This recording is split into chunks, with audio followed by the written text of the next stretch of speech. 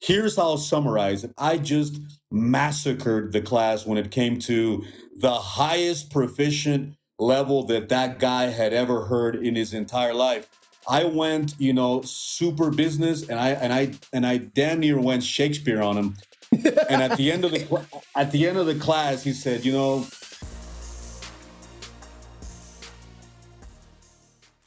What is popping? How we doing today? we're doing pretty good, man. Another day through the grace of God, my brother. What about yourself? Just best day ever, as always. I always say that.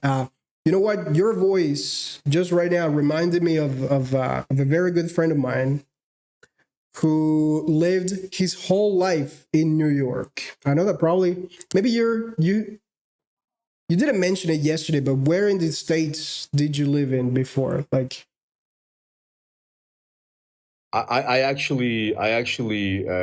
first, I was born in Mexico City, Boston, I think you said. and the first years of my life, I spent them here, and then right around the age of 9 years old, I moved to the United States. But I grew up in the south of the United States, to be specific, in the state of Georgia, Okay. in northeast Atlanta, and some other parts of my life in rural Georgia. So I had, both the city experience, multicultural experience, as well as you know, the rural, redneck, just country culture.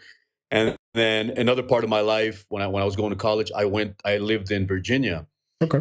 which is all of course considered, south of the U.S. But now I've been in Mexico for nearly, going on about 20 years. So it's of course I feel 100%, from my country, and I represent it and I love it. But I cannot, take away the experiences that I had outside of the country, and of course what that meant in terms of language development. Even though I could say that at one point in my life I spoke absolutely zero words of English, You came and that I around. struggled when I was Okay. yeah, I struggled when I was a kid, but we lived in when we came to the U.S., it was rural, so there were not a lot of Hispanic, or actually any other minorities for that matter, and so we were able to pick up on the language relatively quick, just out of survival. There was not a lot of teaching in those days. It was more like, hey, if you guys want to, get some food, have some friends, you better learn. So, and of Right. course, being kids, you just absorb much more. But no, I have a lot of friends, and I actually have a sister that lives in New York. Mm. But and I have many good friends that are from New York. But no, my formation was in the south of the U.S., for sure. Redneck, 100%. I see. Got it. By the way, what is your age? How old are? I think I didn't ask you any questions yesterday. Like Well, how? my age, I just turned 42 last Okay. April 2nd. So I'm not a young guy, but I'm also not an old man either. I'm in the best moment that most men could be, in terms of, I don't know, income, experience, just better life for sure. Women. I'm married, man, happily married for 20 years. Good. I definitely see those avenues opening up, but I tell you what, it's costly. It takes your peace of mind, so I stay away from all that, my brother.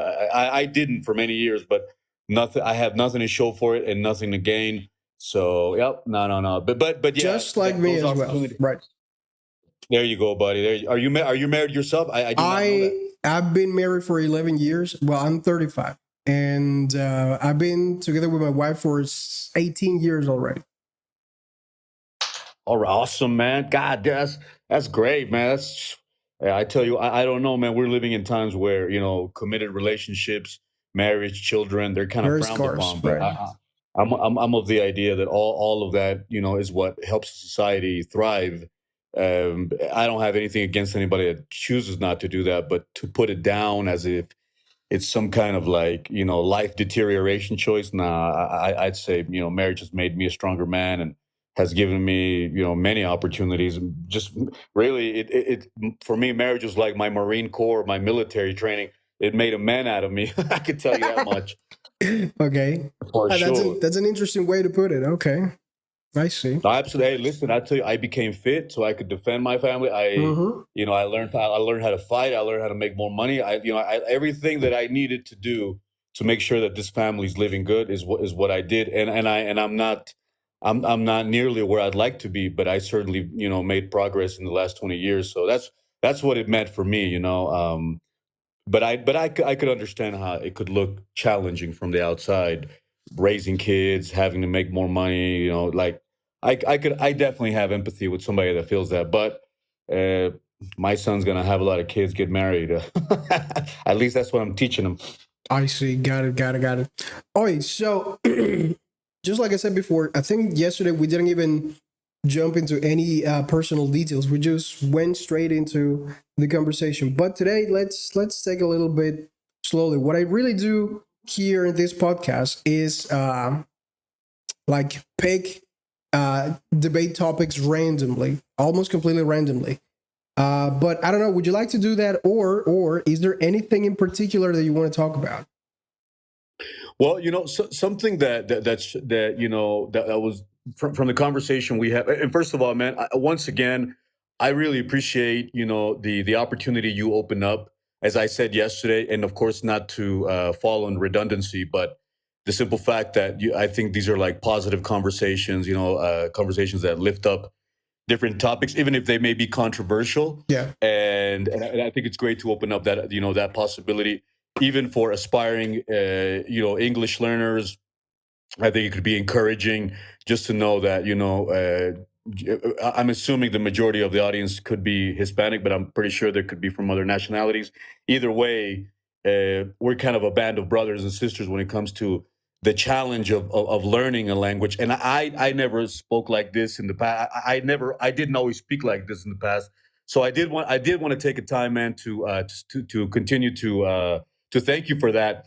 But yesterday, as we were in the topic of tariffs, something that I was thinking about, if I had a chance again, it was there are things that we can analyze, but there are also things that we can do for ourselves. Because an excess of analysis leads to paralysis Yeah. typically, and Exactly. so for me, a topic that I think has always been near and dear to me is entrepreneurship. Whether it be small business ventures, bigger ones, whether it's people that are on the fence, the challenges of getting something started. I think there's so much opportunity, in developing countries such as ours. Um, and I just think that a lot of the times our people haven't really come to a position where they choose to do that. I'm not saying all of them, but I'm certainly aware that the numbers don't speak, or at least they don't give that sense that more and more people are choosing that lifestyle. So that's something Exactly. that's very dear, near and dear to me. And I'm pretty sure you have some interesting ideas about that, and I'm open to an exchange about that. The main idea that I want everyone listening to this yapping session is that, yeah, it is possible to stop being an employee and just start thinking about the possibility of starting your own business. And the easiest way that I found for me to do that was to offer my services independently and then just moving on to something else like scaling and things. But I'm not even the best business person in the world. I recognize that, but at least I'm independent. I've never relied on a job or interviews, and I think I said this before tonight in this live.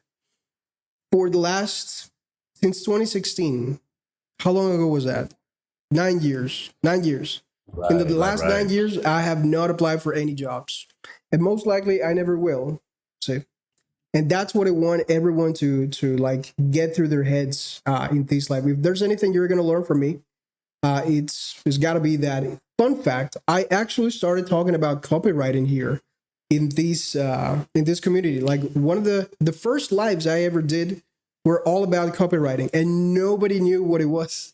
Like, no, nobody seemed to be interested in it. But people started to ask me questions like, "Hey, how do your English get so quote unquote good?" And all of that stuff.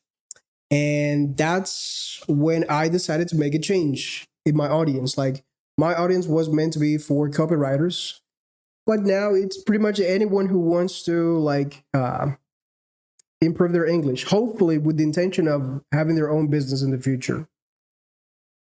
I didn't ask you That's yesterday, awesome, what man. do you do for a living? I actually, of all things, I'm an executive language trainer for multinationals, military, banking, finance, every industry you could imagine. I've been doing that for the last 20 years. I did that formally from a B2B standpoint, business to business standpoint, here in Mexico.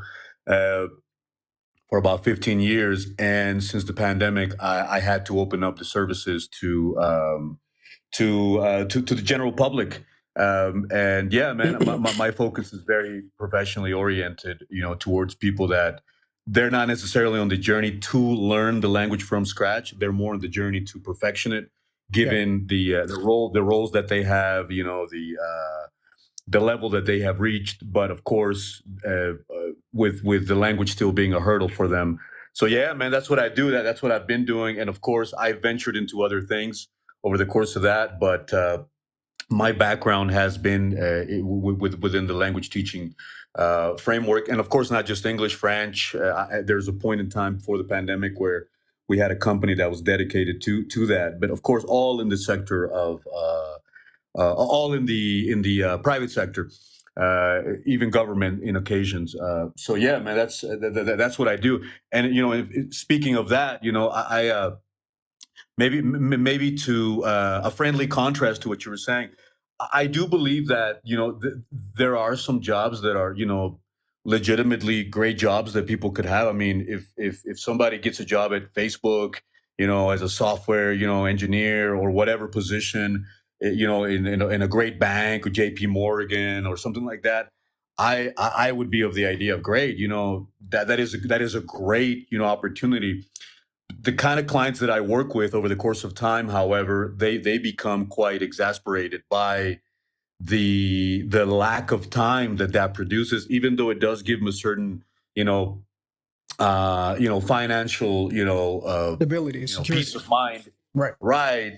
For all of them, for the greatest majority, there comes a time where they see some of the realities of the corporate ladder, and then they just venture out into other things. But so I think having a job could be a great thing. I just think that all of us should have the knowledge from wherever we are, because I know I work with a particular, clientele, but this could apply even for the younger guy that may not have had a chance to go to college, maybe not even a high school diploma. I mean, I think that all of us in our own level, within our own circle of influence, we have possibilities to branch out into other things. I'll just give you a simple example. I come from a family of, first of all, in the U.S., migrant workers, nothing fancy, just humble people, construction workers, office clean. I don't come from a fancy background. Neither do I consider myself to be in that category. I'm just a simple guy, just like anybody else. Um, but at the same time, I've had an opportunity to be with other people. But now that I'm here in Mexico, my brother-in-law, they're people that had a very, very, very rough life, and college and all those things were kind of out of the picture for them, because in his particular case, he had three kids before he was even, I don't know, 25 years old. And in Mexico, it's just rough. Not the end of the world, but certainly rough.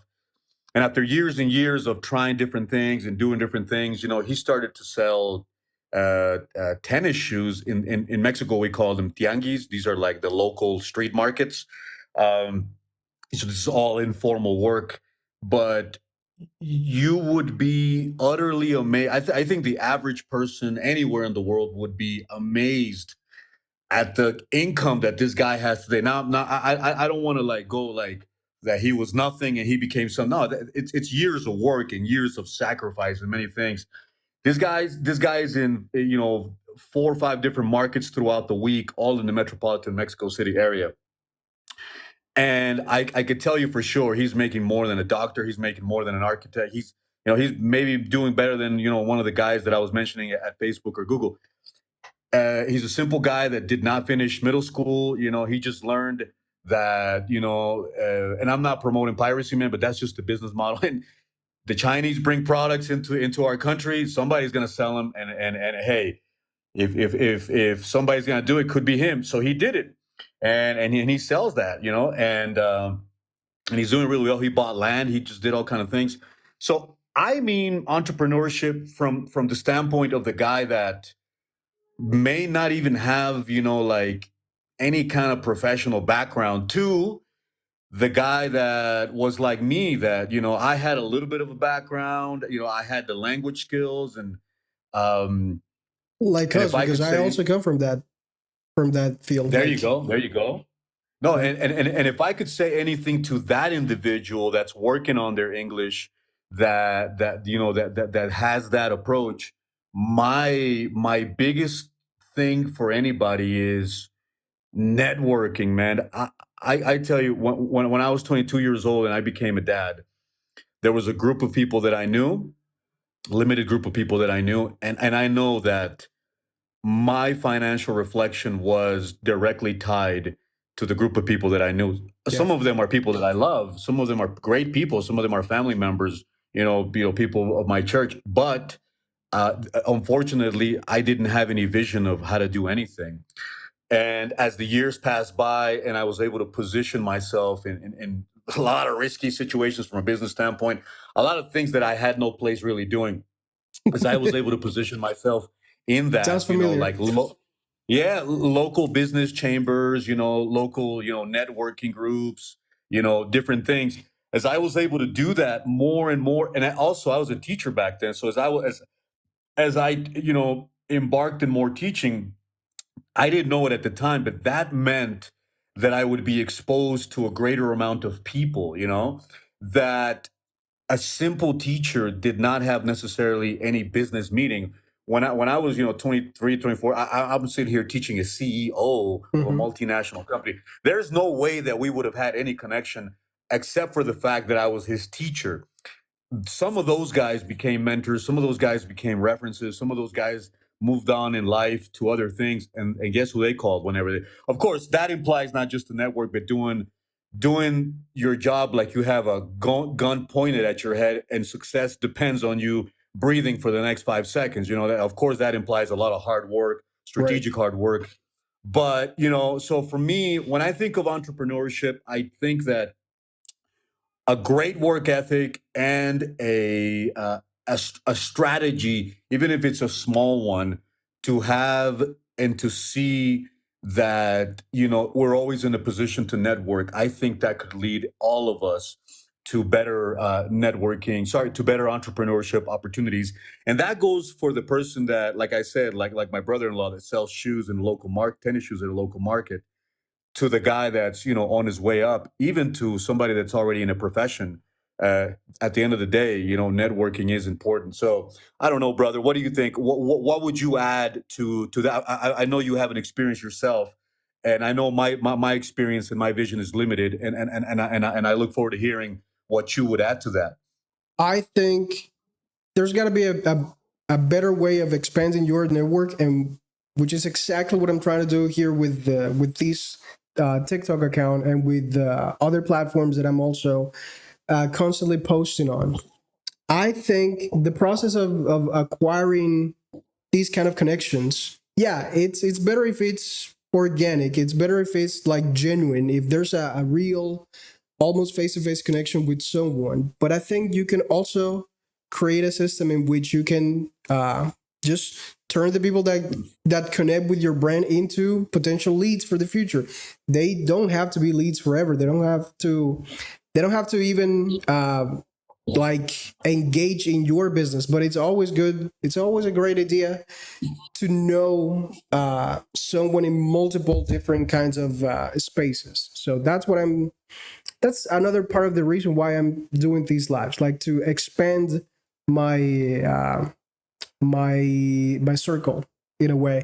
And it just so happened that I just found you as well. So I'm very grateful for this platform as well, because otherwise we wouldn't have ever the chance to engage in a conversation. Like, see, like that's Well, the beauty of it. you know what I think also, I think, and I would just compliment the point about, when somebody is a lead, oftentimes I found, that depending on the position that we have, or if we can leverage or not a position, I've also found that just a genuine desire, like every service, every product is going to solve something, but when it comes to service, I think it's like just to have that genuine intention to want to To help people, serve. and I think, Yeah, for exactly. example, like what you're doing here, I think like when the the exchange of ideas ultimately leads to, hey, listen, I want to help. I think people have a very, very fine, smell for that. I think they can detect when somebody's just either after their money or someone is genuinely trying to add and give value. So, I had people that I put myself at their service many times, either for a very low price, and when I taught like I taught like, professional athletes in some occasions, even for free, because I needed the leverage of who they are and their influence. And I knew that if they sponsored me, I knew that, and if I did my job well, I knew that the what I could stand to gain from my perspective was very, very, very, important, not greater than what they would stand to gain, because they were going to learn something as well. But what I'm saying is that the exchange would be of mutual benefit, Yeah, according exactly. to our own Will circumstances. be So fruitful I for think, for both parties. Exactly. right, right, right. And the reason why I say that also is because I think, oftentimes, as we navigate, and of course we need money, we need resources, we may not see that, if we put our service, our products, or whatever at the service of individuals that have highly leveraging positions, that could put us in conversations that we wouldn't be in. I think it becomes a very, very, very interesting conversation that we can have. And so for me, it's like, during the pandemic, I lost several, contracts that I have. I actually, all the contracts that I had with other companies providing our service, but I was able to stay afloat. And one of the things that I did is I went on Instagram and I follow wrestling in Mexico. I'm a big fan of Mexican wrestling.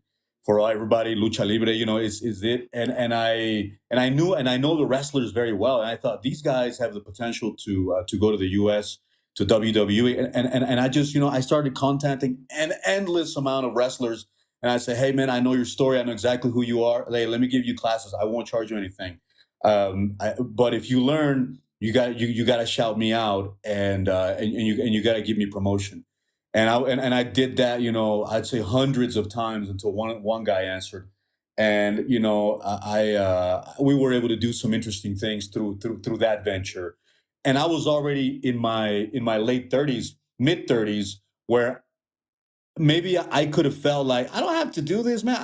But it was the pandemic. All of us needed to do something Something, right? innovative to stay afloat, And so, I was able to do many things just through that connection. But I had to look for it. It didn't come to me.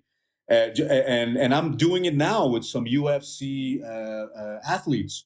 This is the first time in history, man, that we have direct access to people. Like, now, are they going to answer? I don't know, but I know I can get in their inbox. I know that for a fact. And and Exactly. and, and I'm not going to get in their inbox by asking for something. I'm going to get in their inbox, By and giving they might something. consider reading my message by offering something, right? Right. And then, depending on what I offer, we might be able to have an exchange later on.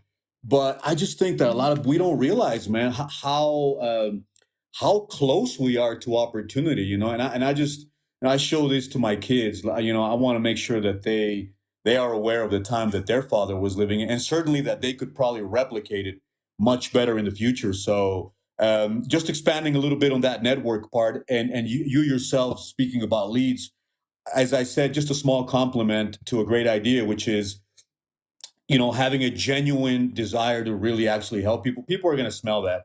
If Yeah. they know you're only after their money, they say, you know what, I could find a million guys like that.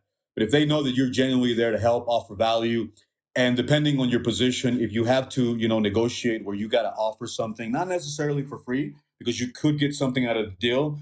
We're in a time where that's very, very highly likely. And yeah, man, I've done that. So I hope anybody that's listening, mostly I hope they're encouraged, because you know what? Nobody told me any of this. I had to figure it out on my own. Right. So I hope that anybody that's listening to this is encouraged, because, you know, I lived it. And so, yeah, man, what do you think, buddy? In a way, that is exactly the message that I'm trying to convey to these people, to everyone watching this live. Like, and I think I said this almost on every live. There is no better opportunity right now in the world, in human history for that matter, to make a business that is service based. So that's what I'm trying to encourage people to be good at a service that you obviously resonate with, something that you like get experience or offer your services for free at first, gain some traction, some recognition, some reviews, and then you have a business. Like, you can start reaching out to other potential people that will be willing to buy your service. That's the main message behind this. Like, I try not to complicate business for my audience, because that's what I've been doing like for the last 4 years. It's very simple, Well, let me very ask you a simple question. strategy. Let me ask you a question. If you had to talk to, a kid that's listening to this, Uh, that's 15, 16, 17 years old, and, because I'm assuming that could potentially be part of your audience. And I think there's nothing greater also than investing in people that are going to have, a shot at a better life than maybe those that, of course, we want them to do well, but just it's a little bit harder when you don't have as much time, when you have financial commitments. But if you could talk to the young, 15, 16, 17-year old that's, probably, learning the language, or even as hardcore as a guy that might have gotten deported and he's now in his country, and all he has is a little bit of English, maybe he's not a master of it. If you could talk to a guy just basically, like, and you might have done this in the past, I do not know, brother, and if you have, I don't mean for you to be repetitive, but if you had to talk to that guy that's going to take his first baby steps, they may not even have an idea how to offer a service. They may not know anything about, copywriting or anything like that. Like, what would you say to an individual like that? I think the biggest lever that you can pull is yourself. If you invest in yourself, of course, that's like obvious. But something very specific that I would point out is build the habit of documenting your failures, your thoughts, your processes, Cool. and that's gonna blow you away. It's gonna mean like day and night when in terms of the process that you're gonna make at almost anything in life. That's why I got enough confidence to call myself a copywriter, because I started by sorry, literally documenting my process, my thought process specifically. And that, because of that small habit, I developed the idea to write the book. See, like the book that you guys see here. Well, Yeah. you barely see it, but anyway, for those of you who do know me, you know that I wrote a book in like 9 months. It took me like 9 months to write it, but if I didn't have the habit of documenting my process, that would have taken me like forever. I would probably still be writing it, or maybe I wouldn't even start. I wouldn't have even started to write it in the first place. So I think the biggest lever that you can pull is start writing your thoughts. I think that's like for me what changed the only habit, not the only one, but the habit that gave me the most leverage for my time. Yes, I think that's the one. That's awesome, man. That's awesome. And also maybe, and I think that's great. Because I think you're able to, the greatest knowledge is of self. And of course, I'm a Christian man, so I also believe in God, you know. But I think, you know, if I could give also anybody any tip, I think, Please as do. as as strange or weird as it may seem, I would say that, you know, physical exercise for me, it was a big game changer, man, because I Right. think whenever you can, like, or some kind of physical discipline, you know, because I think whenever you can, you know, maintain yourself fit, do exercise even when you don't want to, and Yeah. like, to see the effect that that has on your body. You know, I've observed, at least from the people that I was able to either read about or look on, you know, aspire to be. um I think exercise could be a great thing. Now, of course, we don't want somebody to become a gym rat that all they do is just exercise and nothing else. That's a bit of an extreme. But I think, for me, that made a big difference, man, because you know, I have a saying, and it is highly likely if somebody can keep physical discipline for a prolonged period of time, they're more likely going to have the mental fortitude to, know what to do, and look to overcome adversity. Push through. I have Yes. an I have an 11-year-old son, and he goes to MMA practice every single day, and that is not a debate, that is not a choice, that is something that he must do every single day. I might give him a day off every now and then, but I was just telling him yesterday. I said, son, I said, I know you don't want to go any day, and especially you don't want to go on Wednesday because it's sparring day. And I know you're young, you're the youngest in the gym, and I know you're gonna get you're behind, handed to you. But that's all right, because as you get older, no, the hits of life are not gonna surprise you, just like the hits of, from physical body to physical body, are not gonna surprise you. So I think, well, and I don't want to be so exclusive with physical, activity, but I would say anything that makes you engage in the development of character, or dealing with adversity, or putting ourselves in positions like that. I think that, because let me tell you, man, to be an entrepreneur, I know what it's like to have 7 or 8 or now 20 leads, meetings during the week with corporations. And I know the feeling of every single one of them saying no to the service. And if you are not a person If that you can has the handle mental that, fortitude, you're not a business. yeah, if you can, you're gonna say, "Oh, it's not for me."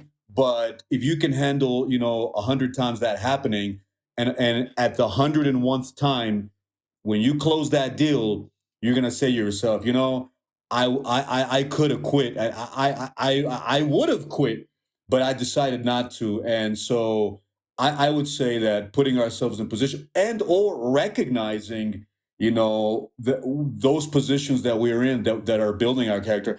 I didn't feel that being broke represented that for me, but I was broke for many years, man.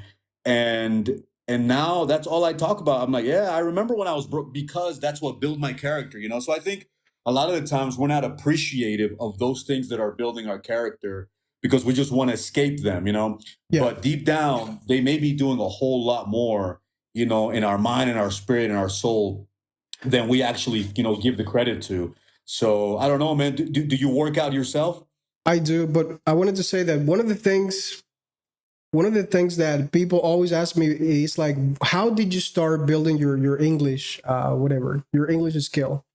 And I always say that I did my best to memorize, or at least try to memorize, the dictionary. And that is something that I don't recommend anyone to do, okay? But I just pull through, and if I didn't have like the mental capacity to have done it, probably I wouldn't even have this conversation with you here. But what I wanted to say is that, oh, by the way, they always ask me like, but hey, man, how do you find the motivation to do that? Like, and I always say that I did it for 6 months, and it's true. I almost memorized the complete dictionary in a period of like 5 to 6 months. And I always say, like, look, it was not motivation. Motivation was not part of the equation. What I did was have a sense of discipline that was probably like programmed by my parents from an early age. And yes, to answer your question, I do exercise. Matter of fact, I lost around 30 kilograms after the pandemic, through sheer weightlifting, and weightlifting at home, mind you. Like, I gained so much weight.